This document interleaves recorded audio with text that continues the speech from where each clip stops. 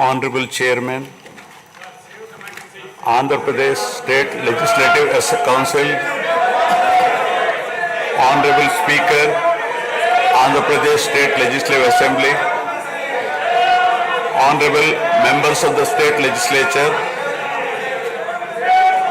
I am immensely pleased to welcome and congratulate the newly elected Honorable Members of the State Legislative Assembly and members of the Legislative Council to this joint session of the State Legislature being convened for the first time after the General Elections 2024.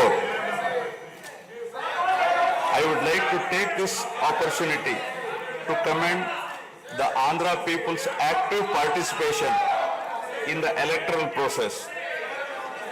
Their inspiration for change has been unambiguous. Now the responsibility of fulfilling their aspirations lies with all of you. Honorable members, you are aware that due to the supreme sacrifice of Amarajeevi Potti Sriramulu, Andhra Pradesh was formed as the first linguistic state on 1st October 1953 with Kurnool as capital. Thereafter, the state was recognized on 1st November 1956 and Telugu-speaking parts of Hyderabad state were made into the combined Andhra Pradesh with Hyderabad as capital. Accordingly, a lot of Telugu people moved to Hyderabad. Again, in June 2014, the people of Andhra Pradesh were forced to undergo another reorganization of their state, the most damaging experience of all. The united Andhra Pradesh was bifurcated unscientifically, undemocratically, and without adequate consultation with the stakeholders. This has left an indelible mark on the minds of the people of the residual state of Andhra Pradesh. The turbulence caused due to multiple state reorganizations and the resultant disruptions have deprived Andhra people of a sustained long period development and progress. Today we stand at a juncture where the people have to again take up the task of rebuilding their state. As time has progressed, it has become evident that the Andhra Pradesh Reorganization Act 2014 does not compensate enough the residual Andhra Pradesh for the loss of prosperity and development opportunities. The state bifurcation has imposed an unprecedented strain on the economy of the state.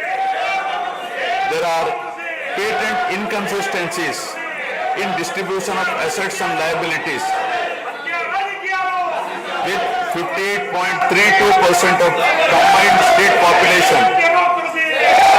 The unscientific bifurcation caused the state to inherit only 46% of the resources, financial loss on account of loss of Hyderabad city, disproportionate debt burden, loss of access to public institutions, loss of national institutions, Government of India PSUs and institutions of higher learning, etc.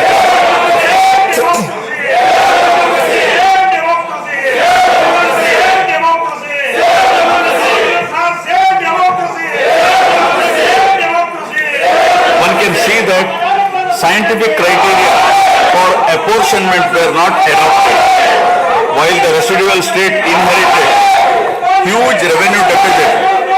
Debt was shared on population basis, assets on location basis, power sharing on consumption basis, and worst of all, educational institutions with no basis. All these factors led to the structural change in economy with reduction of service sectors from 51% to 44%. The per capita income too fell from 1,06,176 for the combined state to rupees 93,121 for AP. Notwithstanding the adverse impact of the state bifurcation and undaunted by challenges such as budgetary constraints, infrastructural deficiencies and unresolved issues, the government converted every crisis into an opportunity during the period 2014 to 19. The government had laid a solid foundation for a vibrant sunrise Andhra Pradesh.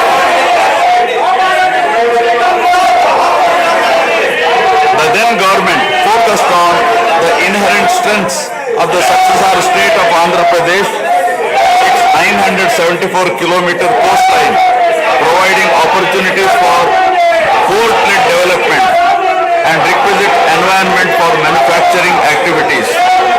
The fertile river plains supporting agriculture and allied activities, the passing of 3 industrial corridors through the state, the rich natural and human resources.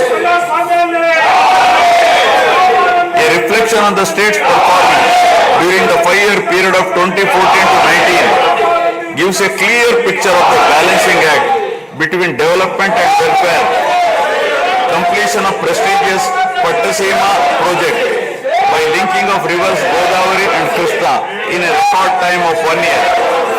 Completion of 72% of Polavaram project so that it could be made fully operational by 2021.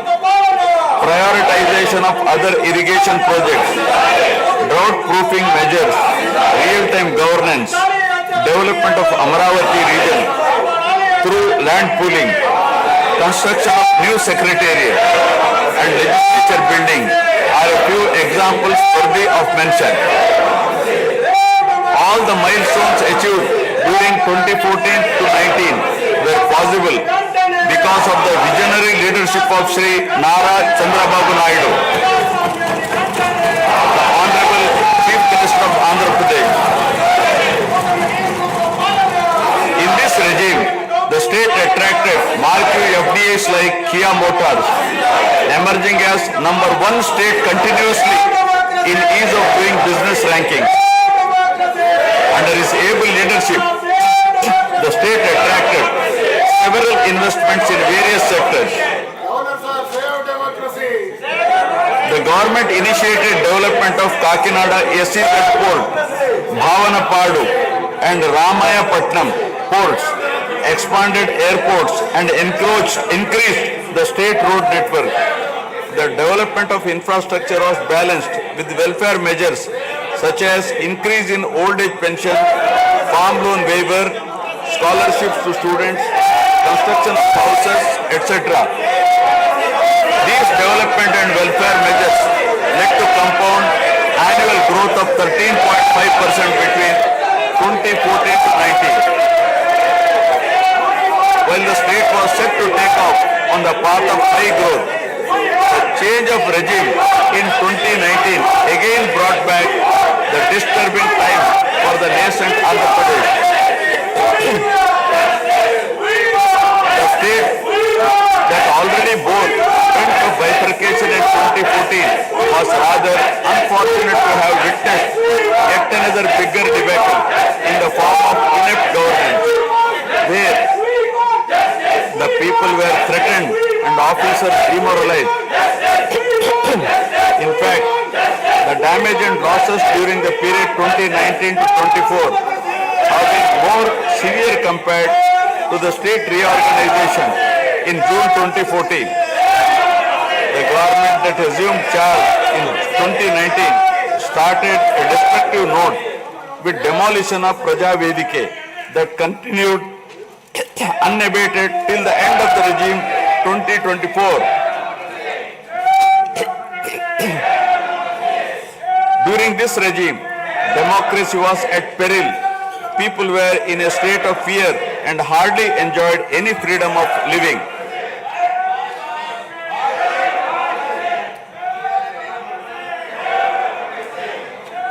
The regime revenge politics had severely hampered the state's prospects for prosperity and growth. Even the Honorable High Court of Andhra Pradesh had sought to convene a judicial inquiry into whether there is a constitutional breakdown in the state. The biggest damage was done to the brand AP. No noteworthy companies came forward to invest in the state. The corrupt practices at all levels, coupled with weaponization of instruments of governance across revenue earning departments for personal gains, sabotaging of checks and balances, made several state institutions and private companies defunct and forced the existing enthusiastic investors and entrepreneurs to move out of Andhra Pradesh to other states. The uncertain environment which rocked the confidence of the people in general and investors in particular started showing impact on the state finances, leaving them in a mess. Fiscal prudence was abandoned. Expenditure was beyond means in spite of limited revenue growth, and debt and liabilities rose sharply. Financial management is manifested by diversion of funds, higher taxation despite high inflation, increase in power sector liabilities, neglect of capital expenditure which eventually resulted in slowing down of the economy. The enormous gap in resources was sought to be met repeatedly by borrowings through corporations and forcing them to spend on government expenditure, and in the process weakening the corporations.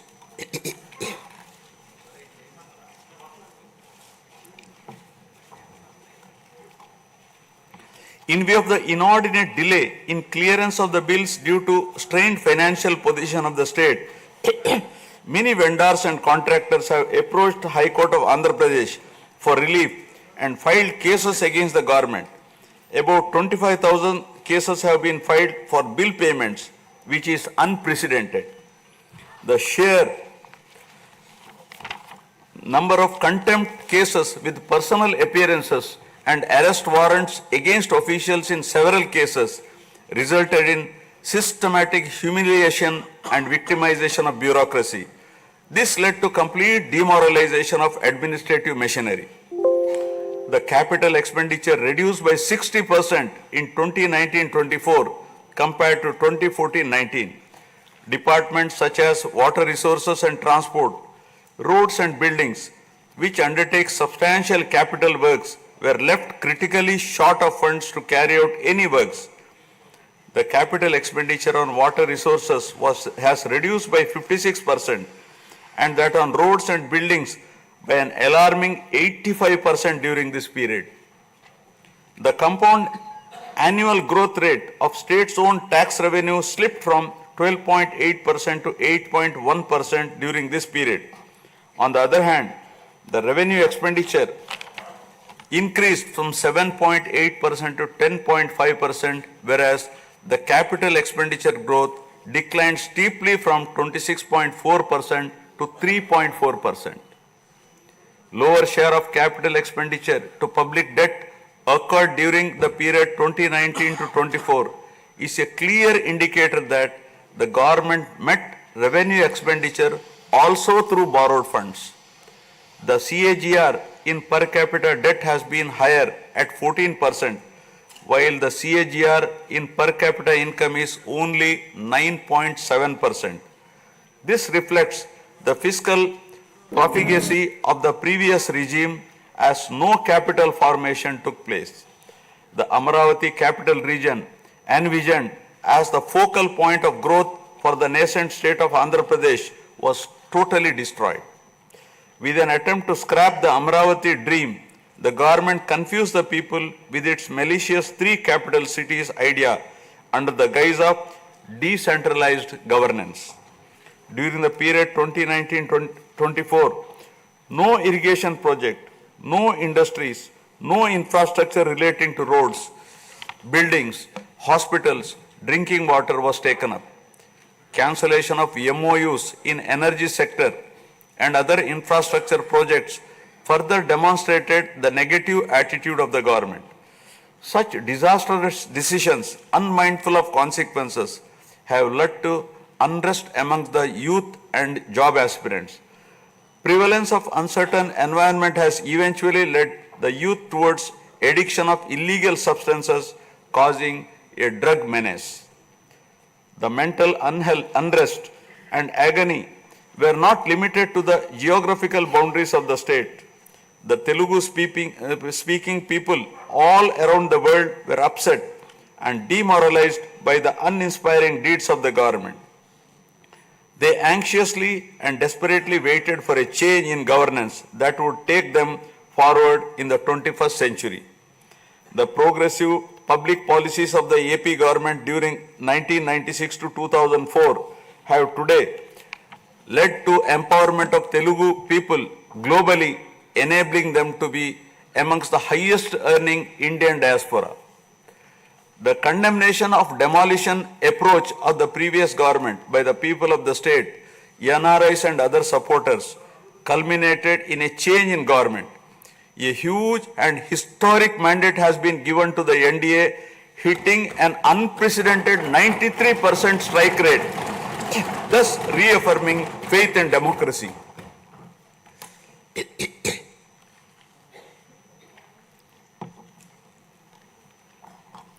I sincerely congratulate the people of Andhra Pradesh for their wisdom in electing a government that discharges its duties with a futuristic view.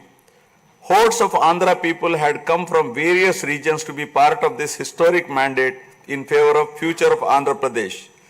The new government has a perfect blend of fresh and experienced honorable members in the assembly. I once again welcome all the members who will be instrumental in making right policies in the interest of good governance and in the spirit of cooperative federalism. Honorable members, at this juncture, I feel it is also important to recall the glorious past of Andhra Pradesh, renowned as Annapurna, rice bowl of India. The state used to support other states in ensuring food security. As a leader of self-help group concept, Andhra Pradesh stood out as an example in developing entrepreneurship, knowledge economy, and cultivating thrift amongst poor women. Use of IT in all areas of welfare and development was the cornerstone of state's vision. The misrule of the previous government, which lacked transparency, have compelled this government to put the facts before the people about the disruption of systems and rampant corruption prevailing during the last 5-year term.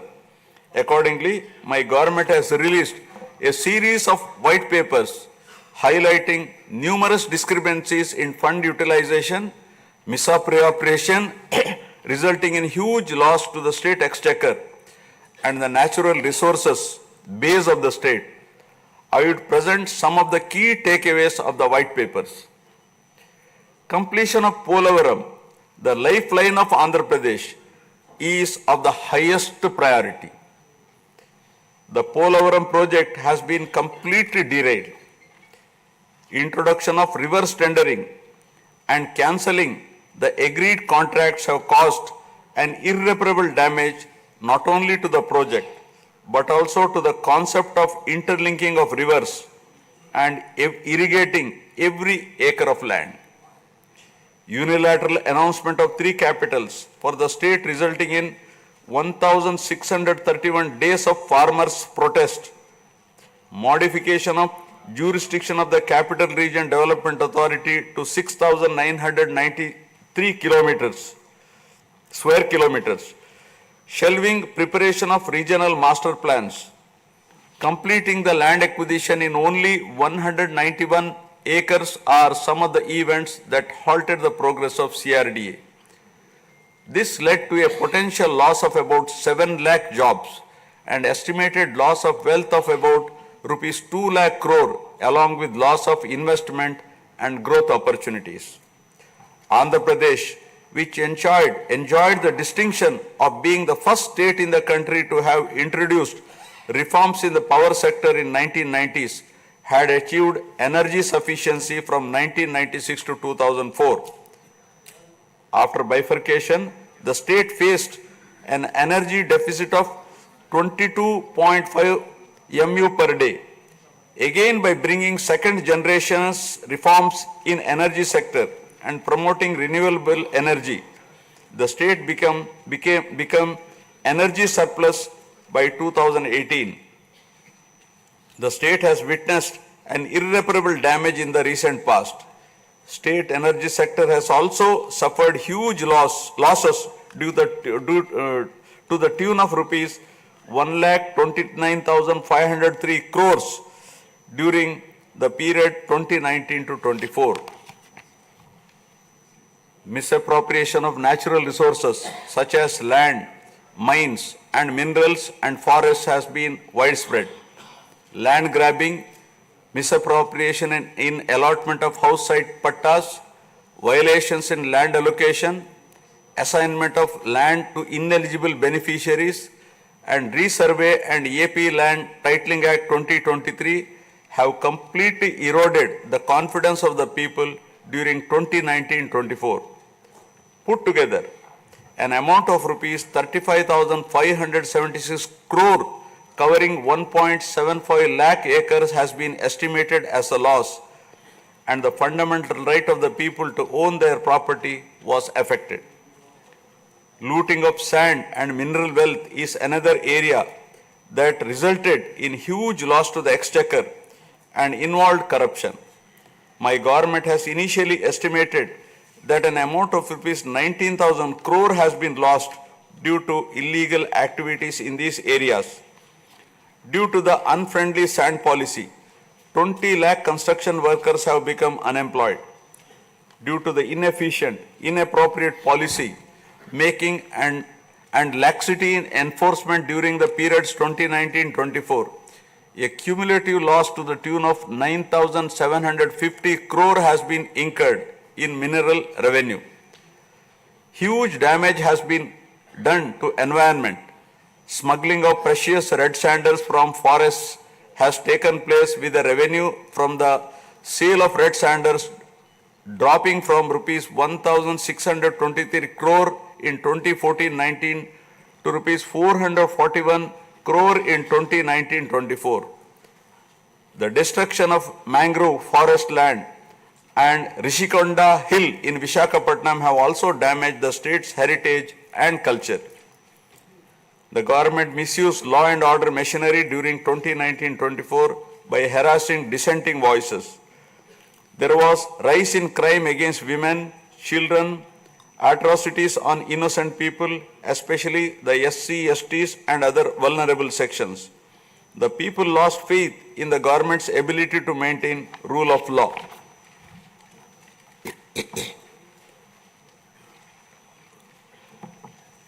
The previous government also made a mockery of the excise revenue streams of the state.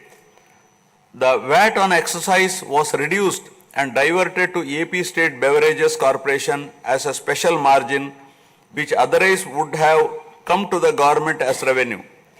The government levied the additional retail excise tax on the issue price of liquor sold by APSBCL and escrowed the same for repayment of loans taken by APSDC. While the APSBCL started supplying low quality liquor and introduced unknown brands at significantly higher rates, there was increase in black money due to smuggling of IMFL across the border districts. These policy practices have caused irreparable damage to the excise revenue streams of the state. As a result, it has become difficult for the new government to meet even the essential committed expenditure with the reduced revenue of the state. The overall debt has more than doubled in last 5 years, with huge outstanding payments of salaries and pensions, debt repayment for the debt burden of about 10 lakh crore, payments for the power sector dues, civil supplies and other liabilities has become challenging. Putting the governance back on track is truly a Herculean task. My government has already started fulfilling the pre-poll promises and announced that steadfast commitment to Super 6 promises. My government has launched its trademark people-centric governance soon after assuming office, with a series of measures such as announcing a mega DSC for filling up 16,347 teacher vacancies, abolishing the Land Titling Act, enhancing social security pensions to rupees 4,000, organizing a skill census, and reopening the Anna canteens to provide food for the poor at a very nominal rate of rupees 5 and supply of free sand. My government will initiate other important measures also. I am sure my government, under the able and proven leadership of Shri N. Chandrababu Naidu Garu, the Honorable Chief Minister of Andhra Pradesh, and Shri Pawan Kalyan Garu, Honorable Deputy Chief Minister, with complete support of Shri Narendra Modi Garu, Honorable Prime Minister of India, will make all-out efforts in fulfilling the aspirations of the people for developing the state. Initiating the process, the Honorable Chief Minister visited New Delhi to meet the Honorable Prime Minister and other union ministers concerned and apprise them of the grim financial situation. During the visit, special requests have also been made for hand-holding by the centre and extending liberal support to the state. I appeal to the people of the state to understand the current alarming financial situation and cooperate with the government in rebuilding the state. The massive destruction which resulted in huge loss of natural resource base and human value system really makes the reconstruction process difficult and time-taking one. To assess the complete loss, plan for resource mobilization and development is a cumbersome task. It requires collective thinking, extensive discussions with intelligentsia and academicians to explore ways to overcome the current crisis. It also involves finding ways to restart the entire development ecosystem through short, medium and long-term plans in the light of the new development paradigm of Viksit Bharat at 2047. The extent of real damage done to Andhra Pradesh in the last 5 years had not come in public discourse thus far. The misgovernance from 2019 to 24 created a trust deficit with regulatory authorities and damaged the brand of AP amongst investors. The people now given a strong mandate to the NDA to rebuild the brand AP and regain the trust. Honorable members, usually winning elections and assuming responsibility is a happy event. But now we are meeting in different and difficult circumstances. Perhaps for the first time in the country, the members are not in a position to rejoice and have the means to meet people's aspirations immediately. Keeping this in view, my government is proposing to go for budget after meaningful deliberations. With several issues relating to state bifurcation remaining unresolved, my government has taken initiative and visited New Delhi to meet the concerned in union government, including Honorable Prime Minister and also Telangana government, with an intent to quickly find amicable solutions. The resolve shown by the 5 crore people of the state to reinstate democracy and elect people-friendly government with an unprecedented mandate is required to be appreciated yet again at this hour of crisis to help the state to rediscover its past glory. I would like to conclude my speech with the inspiring words of Swami Vivekananda. I quote, "We are responsible for what we are, and whatever we wish ourselves to be, we have the power to make ourselves. If what we are now has been the result of our own past actions, it certainly follows that whatever we wish to be in future can be produced by our present actions. So we have to know how to act." Jai Hind.